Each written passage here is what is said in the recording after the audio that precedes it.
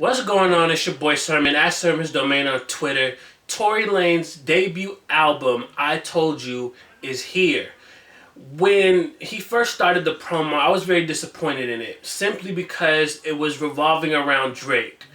You know, he would, in the media, talk about Drake. He'd remix Drake's songs, kind of further propelling that, that competition between them. So I was disappointed to see the rollout for the album. And then when I actually heard the album, I was like, man, this album deserved a much better rollout. It has Say It on there, and that was his big single last year. It makes sense to include it because the album itself is the story of Tory Lanez. Pretty much from the point of him getting kicked out of his grandmother's house in 2008 up to where he is now. The intro, I Told You / another one, is pretty lengthy, but it works to set up every aspect of what's going on, from getting kicked out to fast forwarding around 2009 when he got a girlfriend, and that's a huge part of the story. So I understand why the title track is long. And as you would expect, he gets very personal throughout the entire album. One of the moments that I liked was the whole concept behind Question Is.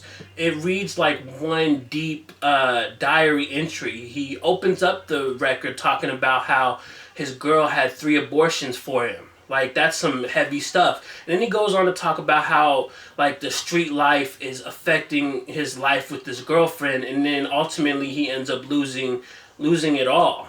But I think it's one of the turning points in the album, in his life, where he picked up that passion and focus for music.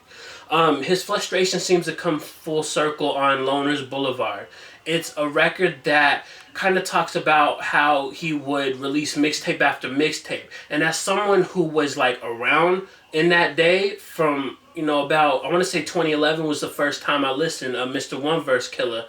And so you actually get to hear Tory kind of talk about how, this mixtape wasn't hitting, so he did another mixtape and another mixtape. And I think part of that is like out of that frustration, like, damn, this mixtape should have been the one. So you have that aspect on that record. And he also talks about how he met his manager, Sasha Stone, how he was a promoter from Texas, and he gave him an opening spot on one of his shows, and he says it's one of the worst shows he's ever done on the record. So he kind of paints that picture to you, like bringing you back to Warehouse Live on that night. And I really enjoyed the record. He also says, took the last dollar that I have for this dream and spent it on 99 cents Mickey D's. That's a real crazy line, when you're just so down on your luck and you're at the end of it, and you need to choose between, what does that dollar go for? You got to eat, basically. So I really enjoyed that, and I think the narrative of I Told You is just great. I wouldn't say that it's a flawless album by any means, simply because you have some of the songs that kind of come off as Party Next Door-ish, in the sense that when, like, P&D, who is very talented, he has some rough vocals on his songs. Like, it's hard to understand him, and I think Tory kind of emulates that a few times on the album, specifically on High. It's like one of those moments where you're like, why are you doing this? The thing about Tory is he's kind of gotten a lot of flack for copying other people, whether it's Drake, whether it's Fetty Wap, Kendrick. Like, those last two are kind of ones that I noticed on the album. But I don't want to sit here and focus on him copying, because I think it's just a stale argument at this point. He's going to continue to do it. A lot of artists copy, and as much as we don't want it to happen, there's nothing that I can keep saying about it that's going to change Tory's perspective on doing it. But going back to, like, a record like High, I always hated those rough vocals simply because it kind of drowns out the lyrics. You're sitting here, you're listening, you're like, what is he trying to say? And I just don't think it works. It doesn't work for P&D, and it definitely doesn't work for someone like Tory. He's kind of really gotten, like, into his sound, and that's good. Tory having his sound, his style is really good, but at times I kind of feel like I missed the earlier versions of Tory, where he didn't really have a sound at the time. He was more playing around with all kind of things. He had records like High Notes and Friday the 13th, and he didn't also have that annoying rap style that he has now, like that. it just feel like it's over the top, forced a little bit.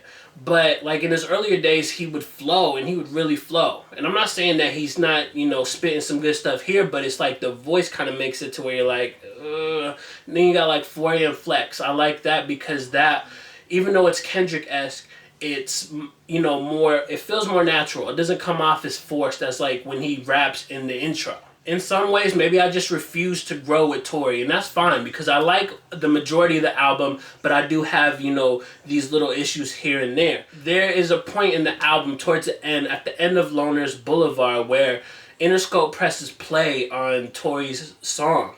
And this is like essentially the last part of the album, the last 3 songs. You got All the Girls, and that kind of serves as like the demo that got him signed. Because here the Interscope people are like, okay, let's listen to this guy. And then the next song that plays is All the Girls. So that, to me, illustrates that this was the song.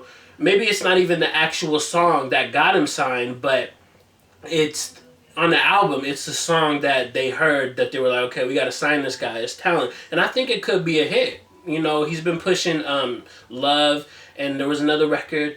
But I think All the Girls could be one of those records that he pushes next. And then you got the last 2 songs, which are Say It and Love. You know, Say It is the first song that he says he wrote and recorded after he got signed to Interscope.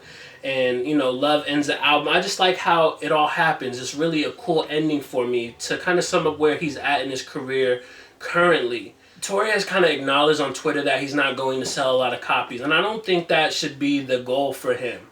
What he went into this album to do is to further establish himself as a person, as this journey. As a lot of artists have done in the past, they've shared their stories as their debut album, and that's what Tory does here. It's nothing new, but it's Tory's story. So I think he succeeded at it. There's no reason for him to sit here and get down on himself like, damn, I'm not going to sell a massive amount of copies. I think as an artist, you want to create the best material that you can possibly create. And I think as a whole body of work, just the story and a lot of the songs and concepts and skits, I think he's succeeded with this album regardless of what it sells. I think with I Told You, this album essentially shows you that Tory's life was far from perfect coming up. He had a hard life, struggling to make it with music and, you know, separating himself from the stuff he was doing in the streets and, you know, dealing with his girlfriend, dealing with getting kicked out by his grandma. So his life was far from perfect, and the album itself is not perfect. There's a few fumbles like I talked about. Being able to share your story with your audience and give them some good music in the process is a win by any means. And one other thing I wanted to talk about, I really didn't really care to talk about too much, is that it was kind of a bold move to go featureless. But when you hear the album and you listen to it, you understand why he did that. There was nobody really on the come up with him that can share that kind of spotlight. So I understand it. It was a bold move that paid off. So overall, I would definitely recommend listening to Tory Lanez I Told You. And once you do, let me know what you think about it in the comment section below. And then like the video, subscribe to the channel if you're not already, share the video. Follow me on Twitter at @sermonsdomain. And as always, thank you for your time. I appreciate you for watching. And until next time, peace.